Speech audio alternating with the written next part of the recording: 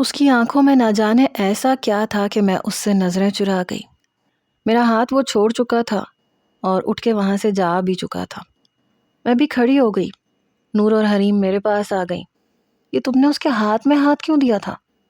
میں نے اس کی ساری بات بتا دی۔ حریم کہنے لگی کہ اگر وہ بیرون ملک جا رہا ہے تو یہ تو بہت اچھا ہوا۔ 2 سال میں تو دنیا کہاں سے کہاں پہنچ جاتی ہے۔ یقیناً اسے بھی وقت کے ساتھ ساتھ اپنی غلطی کا احساس ہو جائے گا۔ میں نے کہا پلیز اس ٹاپک کو اب یہیں ختم کرو۔ بہرحال 2-3 دن میں یونیورسٹی نہیں گئی۔ مجھے حریم کے منہ سے ہی پتہ چلا کہ وہ کنکھیوں سے انہیں دیکھتا تھا، لیکن بس ایک نظر، اور پھر نظر پلٹ لیتا تھا۔ میں نے حریم سے کہا کہ مجھے اس کے متعلق کچھ بھی مت بتاؤ، لیکن اس کے بعد جب بھی میں یونیورسٹی جاتی تو یونیورسٹی میں داخل ہونے سے پہلے اپنا چہرہ نقاب میں چھپا لیتی۔ میں نہیں چاہتی تھی کہ وہ مجھے دیکھے، حالانکہ نہ تو میرے گھر میں پردے کی پابندی تھی اور نہ ہی میں پردہ کرنا چاہتی تھی۔ میں صرف اس شخص کی نظروں سے بچنا چاہتی تھی۔ پتہ نہیں کیوں مجھے اس سے خوف آتا تھا۔ جب میں پہلے دن نقاب کر کے گئی تو نور اور حریم مجھے بار بار کہہ رہی تھی کہ یہ تم کیا کر رہی ہو؟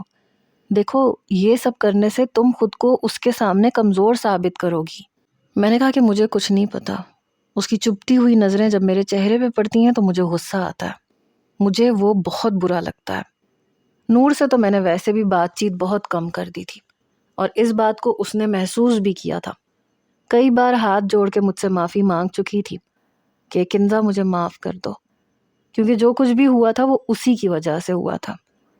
بہرحال وہ میری دوست تھی اور اس کی نیت کبھی بھی میرے لیے خراب نہیں تھی، یا اس نے جو کچھ بھی کیا تھا وہ جان بوجھ کے نہیں کیا تھا۔ نور کی منگنی اس کے بھابھی کے بھائی سے ہو چکی تھی۔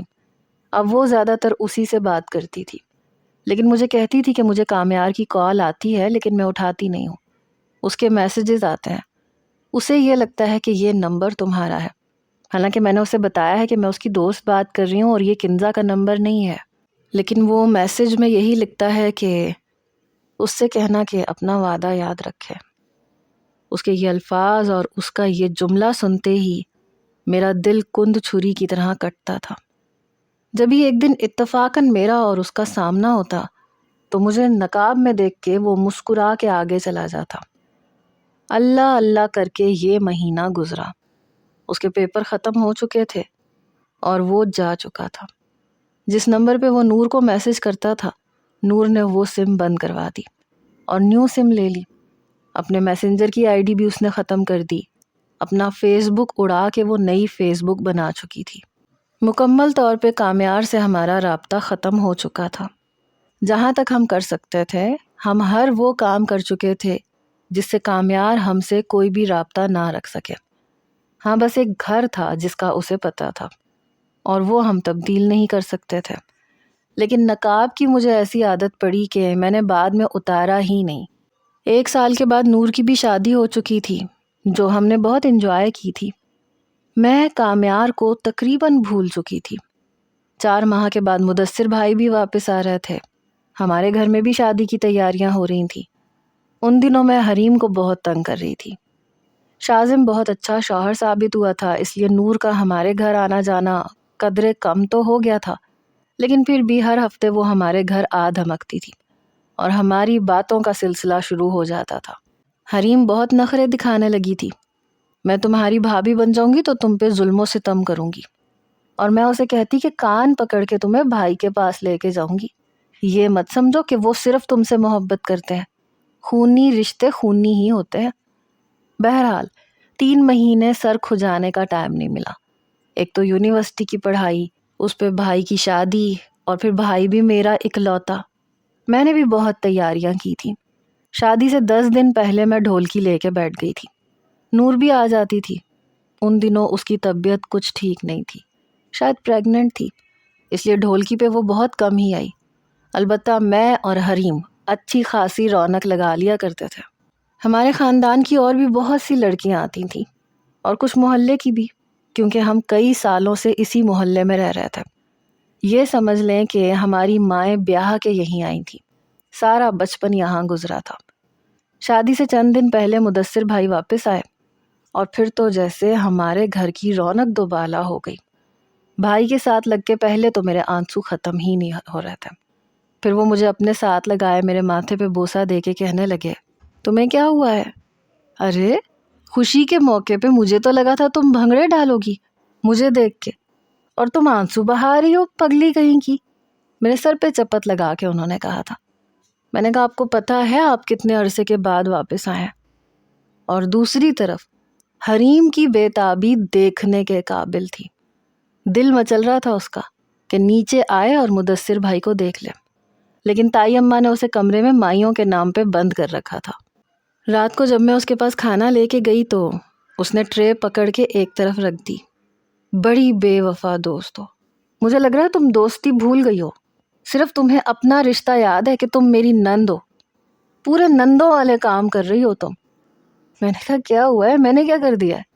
ایک تو تمہارے لیے کھانا لے کے آئی ہوں، تمہیں نا ویسے عزت راس نہیں ہے۔ حریم کہنے لگی مجھے بھوک نہیں ہے، پلیز مدثر سے کہو نا کسی بھی بہانے سے اوپر آ جائے۔ میں نے کہا جی نہیں، میرے بھائی نے جوتیاں نہیں کھانی تایا ابا سے، اوپر آ جائے۔ تم سے 4 دن کا صبر نہیں ہوتا ہے؟ پھر تم نے ملنا ہی ہے بھائی سے، ملتی رہنا۔ کہنے لگی میں نے بھی اسے پورے 1.5 سال سے نہیں دیکھا، زیادہ بنو مت میرے ساتھ، اس سے کہو کہ اگر وہ مجھ سے ملنے نہیں آیا تو یاد رکھنا شادی والے دن میں اسے لفٹ بھی نہیں کرواؤں گی۔ اس کی بات پہ میں ہنسنے لگی۔ میں نے کہا میں تمہارا پیغام بھائی کو دے دوں گی۔ کہنے لگی ہاں کہہ دینا اسے کہ یہ دھمکی نہ سمجھے میری۔ اس کا بس نہیں چل رہا تھا کہ وہ خود ہی نیچے جا کے مدثر بھائی سے لڑنا شروع کر دے۔ میں نے جب اس کا پیغام مدثر بھائی کو دیا تو مسکرانے لگے، کہنے لگے یہ بات ہے، پھر تو میں بھی نہیں جاؤں گا، نہ اس سے ملوں گا نہ بات کروں گا، شادی کی رات دیکھا جائے گا کیا ہوتا ہے۔ میں نے کہا بھائی آپ کا گلا دبا دے گی وہ۔ بہرحال بڑی مشکل سے میں نے مدثر بھائی کو تیار کیا اور چھت پہ بھیجا، اور حریم کو بھی میسج کیا کہ چھت پہ چلی جاؤ، تمہارے دلہے میاں تمہیں وہاں مل جائیں گے۔ بہرحال میں اپنے بھائی کی شادی کے ہر لمحے کو انجوائے کر رہی تھی۔ مہندی والے دن ہم لوگ سب ہال میں پہنچ گئے، ہم لوگ گاڑیوں سے اتر رہے تھے، سب لڑکیاں ہال کے اندر جا چکی تھیں۔ میرا دوپٹہ گاڑی کے لاک میں الجھ گیا تھا، میرے دوپٹے پہ کافی بھاری کام ہوا تھا۔ میں نہیں چاہتی تھی کہ میں اسے کھینچوں اور سارا دھاگا نکلتا چلا جائے اور دوپٹے کی ساری شو خراب ہو جائے، اسی لیے میں اسی میں 5-10 منٹ الجھی رہی۔ جیسے ہی دوپٹہ ٹھیک ہوا میں نے دروازہ بند کیا، اور جیسے ہی میں پلٹنے لگی میں کسی سے بہت زور سے ٹکرا گئی۔ دیکھا تو ایک نوجوان تھا، شاید وہ بھی اپنی گاڑی سے ہی اترا تھا۔ میرے یوں اچانک ٹکرانے سے وہ گرتے گرتے بچا، سفید رنگ کی شلوار قمیض میں تھا۔ کہنے لگا ارے محترمہ دھیان سے چلیں۔ میں نے کہا آپ اچانک سے سامنے آ گئے تھے، آئی ایم سوری۔ بات یوں ہی ختم ہو گئی۔ میں ہال کی طرف جانے لگی جو کہ 15-20 قدم کے فاصلے پہ تھا۔ مجھے یوں لگا جیسے وہ میرے پیچھے آ رہا ہے۔ میں نے پلٹ کے دیکھا تو وہ واقعی میرے پیچھے پیچھے چل رہا تھا۔ میں کچھ دیر کھڑی ہو گئی تو وہ آگے نکل گیا۔ حیرت مجھے اس وقت ہوئی جب وہ اسی ہال میں داخل ہوا جہاں مدثر بھائی کی مہندی کا فنکشن تھا۔ میں اندر آئی تو میری ساری کزنیں اور نور کہنے لگی تم کہاں رہ گئی تھی؟ میں نے کہا بس میرا دوپٹہ الجھ گیا تھا۔ بہرحال میں نے دیکھا کہ وہ مدثر بھائی کے گلے لگ رہا تھا اور ان سے بات کر رہا تھا، شاید ان کا کوئی دوست تھا۔ مہندی کی رسم شروع ہوئی، لیکن مجھے یہ لگا جیسے میں اس کی نظروں کے احاطے میں ہوں۔ جب بھائی کے دوستوں نے ڈھول پہ بھنگڑے ڈالے تو وہ سب سے پیش تھا، حالانکہ مدثر بھائی کے باقی دوستوں کو تو میں جانتی تھی، وہ زیادہ تر میرے کزنز تھے اور کچھ ہمارے محلے کے بھی تھے، لیکن یہ لڑکا ان میں سے تو کوئی نہیں تھا، اسے میں نے پہلی بار دیکھا تھا۔ بہرحال ہم لوگ واپس آ گئے۔ اگلے روز بھائی کی شادی تھی۔ صبح سے ہی گھر میں افراتفری مچی پڑی تھی۔ تائی امی کہنے لگیں کہ تم حریم کے ساتھ پارلر چلی جاؤ، لیکن امی کہہ رہی تھی کہ گھر میں بہت سے کام پڑے ہیں، اس لیے حریم کے ساتھ نور چلی گئی۔ میں بارات کے ساتھ ہی ہال پہنچی تھی۔ میں مدثر بھائی کے برابر میں کھڑی ہوئی تھی جب انہیں اندر لے کے جایا جا رہا تھا اور میری والدہ مدثر بھائی کی دوسری جانب کھڑی تھیں، ان کے ساتھ میرے والد کھڑے تھے۔ اچانک سے مجھے ایسے لگا کہ میرے برابر میں کوئی آ کے کھڑا ہوا ہے۔ مجھے لگا کہ شاید نور ہے۔ میرے ہاتھ میں کافی سارے گفٹ تھے جو امی نے مجھے پکڑائے تھے۔ میں نے سوچا کہ میرے برابر میں نور ہے، میں اسے یہ پکڑا دیتی ہوں۔ اس لیے بنا دیکھے میں نے گفٹ کے ڈبے اپنے برابر میں کھڑی نور کے ہاتھ میں پکڑا دیے۔ نور یہ پکڑو اور یہ کسی ٹیبل پہ رکھ دو۔ بنا دیکھے میں نے کہا، کیونکہ سامنے کھڑا کیمرہ مین مجھ سے کہہ رہا تھا پلیز آپ سامنے دیکھیے، اپنا ہاتھ خالی کریں، گفٹ کسی اور کو پکڑا دیں۔ اس کی انسٹرکشن پہ میں نے یہ دیکھنے کی زحمت ہی نہیں کی کہ میرے برابر میں نور کھڑی ہے یا کوئی اور ہے۔ تصویریں کھینچی جا چکی تھیں۔ تب میں نے پلٹ کے دیکھا تو وہی نوجوان وہی گفٹ ہاتھ میں پکڑے مجھے دیکھ رہا تھا، اور میں بری طرح سے نروس ہوئی۔ آئی ایم سوری، میں سمجھی میری دوست میرے پاس کھڑی ہے۔ کہنے لگا یہ گفٹ کہاں رکھوں؟ میں نے کہا آپ مجھے پکڑا دیں، لیکن پتہ نہیں کافی بڑے بڑے ڈبے تھے، میں اکیلی سنبھال نہیں پا رہی تھی۔ میں نے جیسی گفٹ پکڑنے کی کوشش کی، میرا ہاتھ اس کے ہاتھ پہ آیا۔ اس سے پہلے کہ وہ گفٹ چھوڑتا میں نے ایک دم اپنے ہاتھ پیچھے کر لیے۔ کہنے لگا ارے آپ کیا کر رہی ہیں؟ ابھی میں گفٹ چھوڑ دیتا تو سارے کے سارے نیچے گر جاتے ہیں۔ مدثر بھائی کہنے لگے رافع ایسے کرو، یہ سامنے ٹیبل پہ رکھ دو۔ اس نے وہ سارے گفٹ سامنے ٹیبل پہ رکھ دیے۔ بہرحال شادی کے سارے فنکشن پہ جب بھی میری نظر اس پہ پڑتی وہ مجھے ہی دیکھ رہا ہوتا، اور جیسے ہی ہماری نظروں کا تصادم ہوتا وہ مسکرانے لگتا اور میں گڑبڑا کے اپنی نظریں بدل لیتی۔ دودھ پلائی پہ سب سے زیادہ شور نور کا تھا، حالانکہ حریم کی چھوٹی بہنیں بھی لڑ رہی تھیں اور میں اسٹیج کے پیچھے کھڑی تھی۔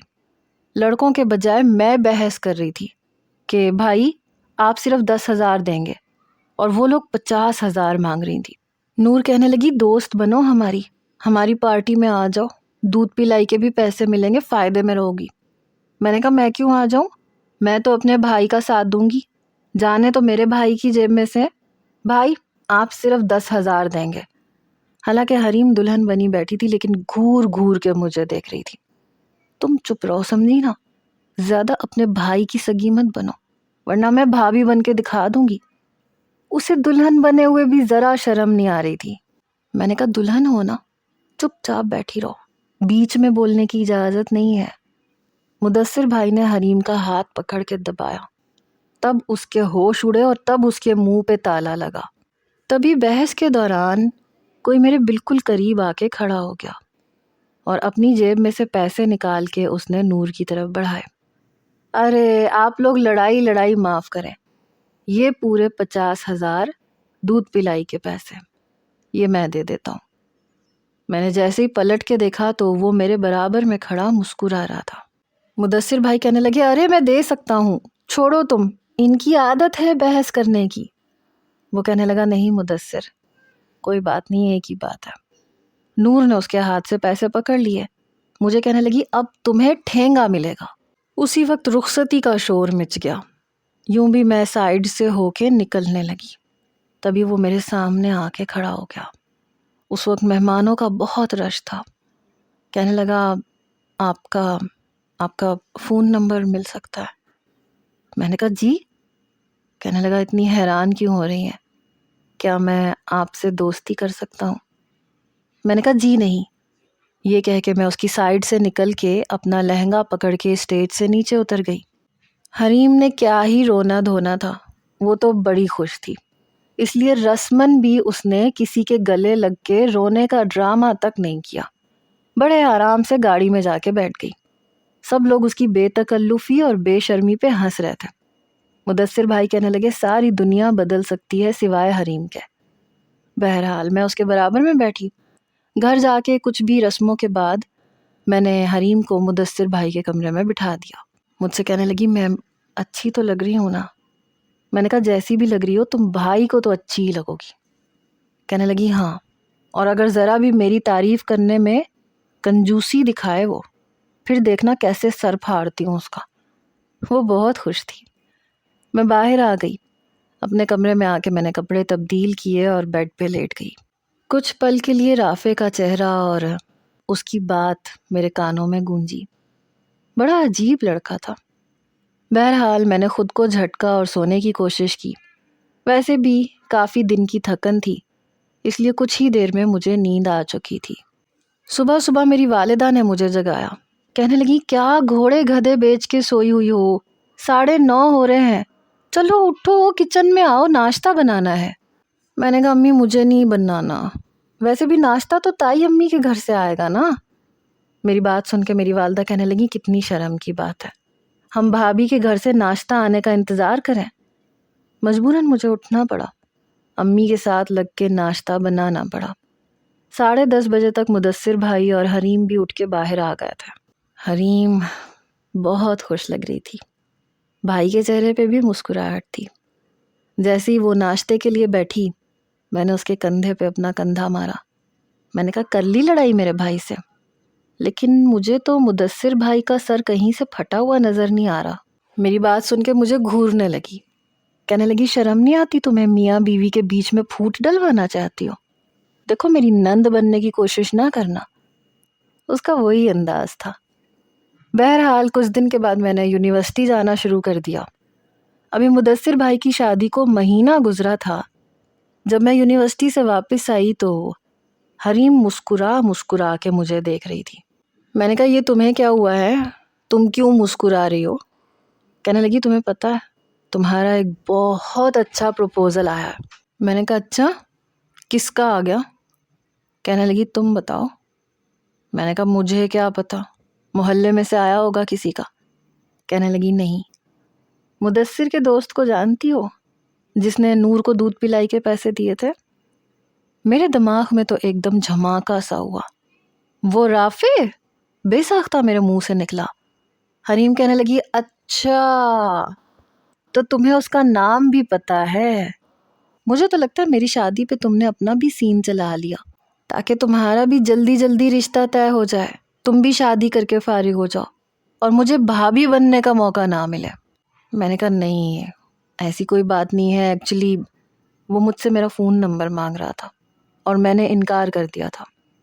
کہنے لگی یہ کب ہوا اور تم نے مجھے بتایا تک نہیں؟ میں نے کہا اس میں بتانے والی بھلا کون سی بات تھی؟ کہنے لگی اچھا تو میری شادی کے بعد تم بدل گئی ہو، تم نے کوئی اور دوستیں بنا لی ہیں. ٹھیک ہے بیٹا ٹھیک ہے، اب مجھے بھی تمہیں بھابھی بن کے دکھانا چاہیے. میں نے کہا حریم ایسی کوئی بات نہیں ہے، میرے نزدیک یہ بات اتنی اہم تھی ہی نہیں کہ میں تم سے ڈسکس کرتی. کہنے لگی اچھا ویسے یہ رشتہ بہت اچھا ہے، لڑکا دیکھنے میں بھی اچھا خاصا ہینڈسم ہے اور گھرانہ بھی بہت اچھا ہے، پڑھا لکھا تمیزدار. میں نے کہا لیکن بھائی کی دوستی اس سے کیسے ہوئی؟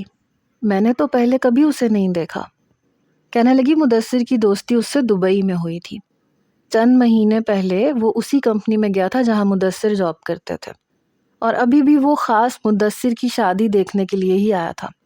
ابھی 3 مہینے کے لیے اسے واپس جانا ہے اور پھر وہ 3 مہینے کے بعد آئے گا اور پھر تمہاری شادی. میں نے کہا میں نے تمہیں اس رشتے کے لیے راضی نامہ کب دیا جو تم میری شادی کی بات کر رہی ہو سکتا ہے کہ میں انکار کر دوں.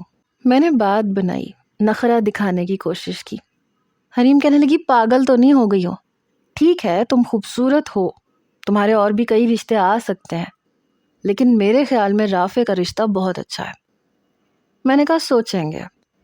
حریم کہنے لگی فی الحال تو سوچنے کا کوئی پروگرام مت بنانا، میرے ساتھ آؤ کچن میں، چند چیزیں تمہیں بھی بنانی ہیں تاکہ شام کو جب رافع کے گھر والے تمہیں دیکھنے کے لیے آئیں تو میں یہ کہہ سکوں کہ آنٹی یہ سموسے کھائیں نا، یہ دیکھیں یہ کنزا نے اپنے ہاتھوں سے بنائے ہیں. آنٹی یہ کباب تو آپ نے چکھے ہی نہیں، یہ کنزا نے اپنے ہاتھوں سے بنائے ہیں. اور یہ نگٹس، ارے یہ تو پلیٹ میں ڈال کے دیکھیں یہ بھی کنزا نے بنائے ہیں. میں نے کہا بڑی چلاک ہو تم مجھے اس لیے سنا رہی ہو نا تاکہ یہ ساری چیزیں میں بناؤں. تو وہ ہنسنے لگی. تو اور کیا تم ہی بناؤ گی، تم بناؤ گی تو تمہاری تعریفیں کروں گی نا. میں نے کہا کوئی ضرورت نہیں ہے اتنا سب کچھ کرنے کی، بس ایک گلاس جوس پلاؤ اور فارغ کرنا، مجھے کون سا اس رشتے کے لیے ہاں کرنی ہے. حریم کہنے لگی تو پھر کیا کامیار کا انتظار ہے تمہیں؟ یہ سن کے میرا دل یکبارگی سے دھڑکا تھا. حریم پلیز، وہ بیچ میں کہاں سے آ گیا؟ اس کا نام تم نے کیوں لیا؟ میں فوراً سے سنجیدہ ہو گئی. کہنے لگی مذاق کر رہی ہوں، میں نے کہا نہیں، مجھے ایسا مذاق بھی نہیں پسند، میں اسے سوچتی تک نہیں ہوں اور نہ میں سوچنا چاہتی ہوں۔ وہ میری زندگی کا ایک ایسا باپ تھا جسے میں پھاڑ کے پھینک چکی ہوں۔ حریم کہنے لگی اچھا بابا معاف کر دو، نہیں کہتی، میں نے تو بس یوں ہی کہہ دیا تھا۔ بہرحال رافع کا رشتہ بہت اچھا ہے، لیکن میں نے حریم کو کوئی جواب نہیں دیا۔ میرا موڈ بہت خراب ہو گیا تھا۔ میں اپنے کمرے میں آئی اور لیٹ گئی اور پھر سو بھی گئی۔ حریم کو شاید میرے غصے کا اندازہ ہو گیا تھا، اس لیے شام کی چائے کی ساری تیاری اسی نے کی تھی۔ مجھے 5 بجے جگانے آئی۔ کنزا اٹھ بھی جاؤ یار، وہ لوگ آنے والے ہوں گے۔ اچھا نا، آئی ایم سوری، میں آئندہ کبھی اس کا نام نہیں لوں گی۔ میں نے بمشکل آنکھیں کھولیں تو وہ بہت شرمندہ سی تھی۔ کہنے لگی میرا یہ مقصد نہیں تھا۔ میں نے کہا کوئی بھی مقصد تھا، تم بس یہ بھول جاؤ کہ وہ کبھی ہماری زندگی میں آیا بھی تھا۔ کہنے لگی اچھا بھول گئی، اب جاؤ جا کے تیار ہو جاؤ، وہ لوگ آ رہے ہیں۔ میں تیار ہو گئی۔ اس کی والدہ اور بڑی بہن آئی تھی اور انہیں میں بے حد پسند آئی تھی۔ مدثر کافی دفعہ رافع کی فیملی سے مل چکے تھے، اس لیے انہوں نے کافی تسلی دی، لیکن پھر بھی میری والدہ نے مجھ سے پوچھا تھا کہ تمہیں کوئی اعتراض تو نہیں ہے؟ میں نے کہا نہیں، مجھے کوئی اعتراض نہیں ہے، آپ لوگوں کو جو بھی پسند ہے آپ میرے لیے وہ فیصلہ کر سکتے ہیں، اور ویسے بھی رافع اچھا لڑکا تھا، میں بھلا کیوں اعتراض کرتی؟ میرے فیصلے پہ حریم بہت خوش تھی۔ بہرحال میرا رشتہ رافع سے پکا ہونے کی دیر تھی کہ کھانے کی دعوت پہ جب حریم اور مدثر بھائی میرے والدین کے ساتھ رافع کے گھر پہ گئے تو واپسی پہ حریم صاحبہ میرا نمبر رافع کو دے کے آئی۔ کہنے لگی موصوف نے تمہارا نمبر مانگا تھا۔ پہلے تو میں نے اسے بڑا تنگ کیا، بیچارہ رو دینے کو تھا، پھر مجھے اس پہ ترس آ گیا تو میں نے سوچا کوئی بات نہیں، بچے کو نمبر دے دینا چاہیے، تھوڑی انڈرسٹینڈنگ ہو جائے گی۔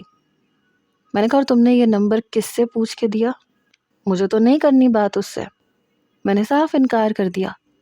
کہنے لگی بہت ہو گیا، سمجھی نا، اتنی بھی سختی اچھی نہیں ہوتی۔ میں نے اسے کہا ہے کہ میری دوست کافی سڑیل قسم کی ہے، اس لیے ہو سکتا ہے کہ تمہیں زیادہ لفٹ نہیں کروائے۔ اور پتہ ہے میں نے اسے کیا کہا؟ وہ آلتی پالتی مار کے میرے ہی بیڈ پہ بیٹھ چکی تھی، میرا تکیہ اٹھا کے اپنی گود میں رکھ لیا تھا۔ میں نے کہا اب کیا کہہ کے آ گئی ہو؟ کہنے لگی میں نے اس سے اتنا ڈرایا، میں نے کہا کہ کنزا تو مان ہی نہیں رہی تھی، ہم نے کہا کہ اتنا اچھا لڑکا ہے، تمہارا بڑا خیال رکھے گا، تم بس مجھ پہ چھوڑ دو، میں نے گارنٹی لی ہے آپ کی، اس لیے میری نند کو بہت خوش رکھیے گا۔ اس کی بات پہ میں نے اسی کی گود میں سے تکیہ اٹھا کے اسی کے منہ پہ پھینکا۔ بہت بدتمیز ہو تم۔ کہنے لگی لو بھائی، ایک تو میں تمہاری ویلیو اس لڑکے کی نظر میں بڑھا کے آئی ہوں اور تم مجھے بدتمیز کہہ رہی ہو۔ چلو کوئی بات نہیں، اگلی بار جاؤں گی تو تمہاری ساری برائیاں اسے بتا کے آؤں گی۔ میں نے کہا ہاں ہاں بتا دینا۔ رات کے 11 بجے جب میں سونے لگی تو رافع کا فون آیا۔ ان نون نمبر تھا، یقیناً اسی کا تھا۔ 3-4 بیل ہونے کے بعد میں نے فون اٹھا لیا۔ دل زور زور سے دھڑکنے لگا۔ اس کی آواز سن کے میں نے جان بوجھ کے انجان بننے کی کوشش کی۔ جی کون؟ وہ کہنے لگا آپ کا سب کچھ۔ میرے چہرے پہ مسکراہٹ آ گئی۔ میں نے کہا کیا مطلب؟ میں سمجھی نہیں۔ آپ سے رانگ نمبر مل گیا ہے۔ کہنے لگا جی نہیں، بالکل رائٹ نمبر ملا ہے اور بڑی مشکل سے ملا ہے، بڑی منتیں کروائی ہیں آپ کی بھابھی نے۔ میں نے کہا او آپ بول رہے ہیں؟ کہنے لگا جی جناب ہم بول رہے ہیں۔ میں نے کہا کوئی ضروری کام تھا؟